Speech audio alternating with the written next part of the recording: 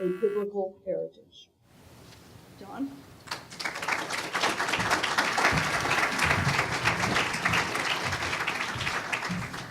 Good afternoon, everyone. It's always not always the best slot, I guess, right after lunch. Right, everyone's getting sleepy, but we'll do our best to keep you awake this afternoon. It's good to be with you. Good to be here. This is my first time on the Duke campus, so I'm thrilled to have been invited. Like everyone else, I thank the organizers for inviting me to talk about this topic. Usually when I go around speaking, and I usually go around and the title is, "Was America Founded as a Christian Nation?" which happens to be the title of my book.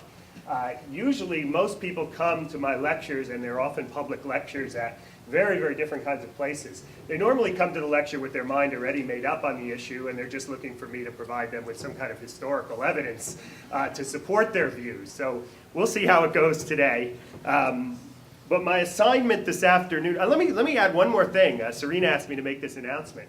I try to stay very active in terms of blogging and social media. I've been tweeting this conference. If anyone's interested in tweeting the conference, I've been working on the hashtag is, and for those of you who are Twitter sensitive, you know what I mean. The hashtag is Bible in Public Square. It's a little bit long, but it'd be great if we can get some conversation going throughout the rest of the day on Twitter.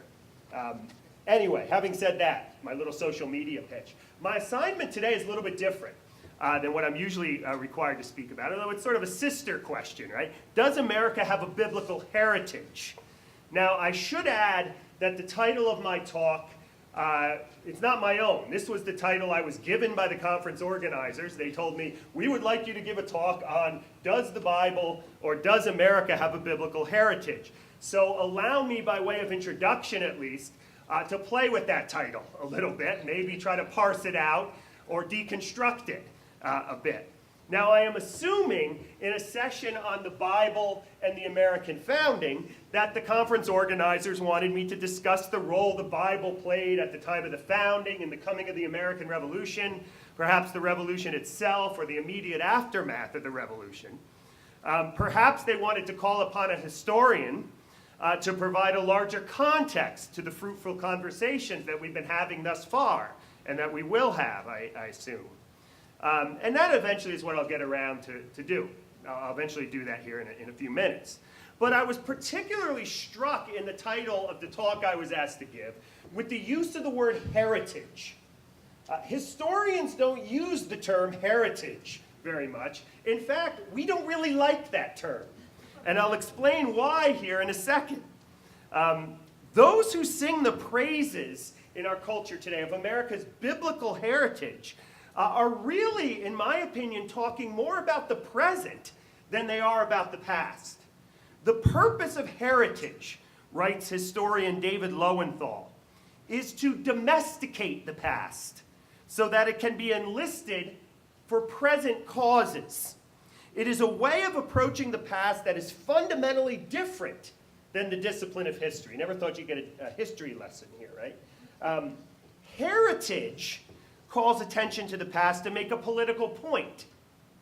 It is rarely concerned with nuance or paradox. Lowenthal describes devotion to heritage as something akin to a spiritual calling. It is intricately wed to civil religion, nationalism, and a sense of feel-good collective identity. When it comes to the role of the Bible in the American past, one does not have to look very far to find the heritage crusaders who are out there.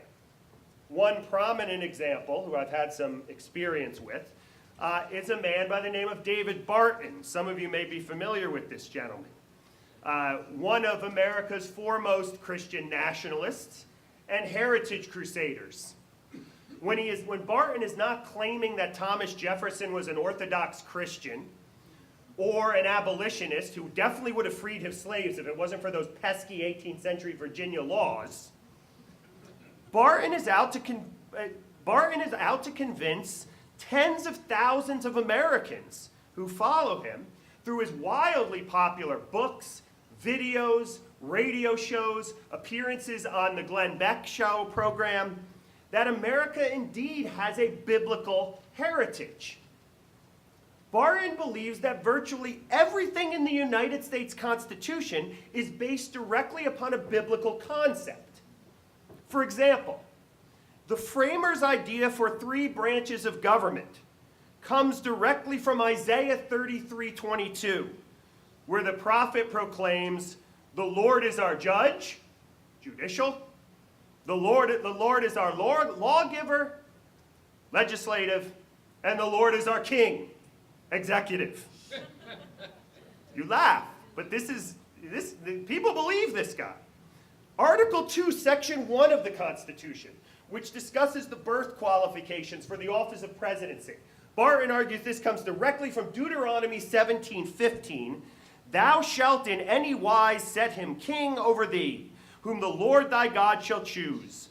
One from among thy brethren shalt thus set king over thee. Thou mayest not set a stranger over thee, which is not thy brother."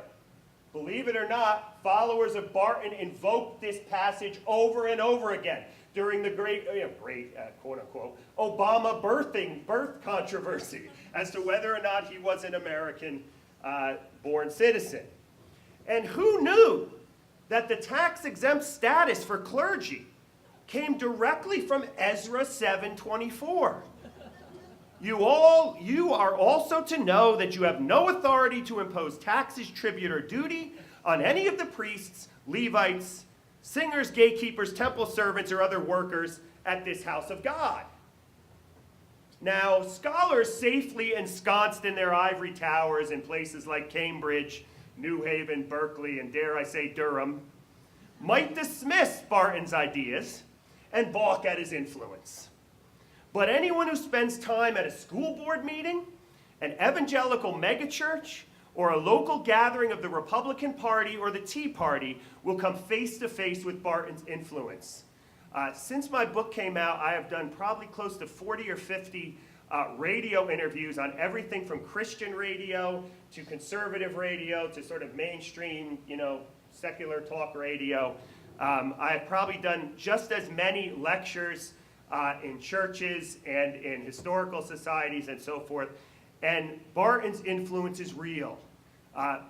People quote Barton all the time. I don't think I have ever done a public lecture in which someone has not asked me, "What do you think about David Barton?" In 2006, as some of you may know, Time magazine named Barton one of the 25 most influential evangelicals in America. And recently, he represented Texas on the committee that penned the Republican Party platform. And he claimed that 70 of his 71 motions in that committee made it into the final document. Now, usually I'm very suspect of what David Barton has to say, but actually I believe him on this particular thing when he says 70 of 71 of his motions made it in.